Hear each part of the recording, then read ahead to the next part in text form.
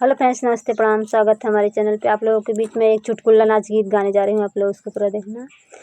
पिया कहता रसोइया अलग बनाई, पिया कहता रसोइया अलग बनाई।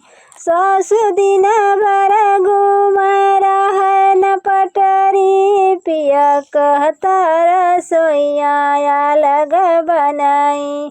अपने त पैर ससु झुमका झुलनिया, हमके पैराम लोहे के मुनारी, पिया कहता रसोइया अलग बनाई, पिया कहता रसोइया अलग बनाई। जठनी दिन भर घूम रहन पटरी, पिया कहता रसोइया अलग बनाई। अपने तो सुता जठनी महला दू महला, हमके सुतावा टूटही मड़ई, पिया कहता रसोइया अलग बनाई।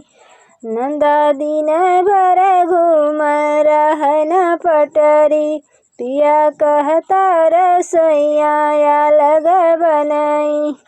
अपने त घूम नंदा बहटिया बजरिया, अपने त घूम नंदा हट बजरिया, हमके कहनी करा गवाई, पिया कहता रसोइया अलग बनाई, पिया कहता रसोइया अलग बनाई।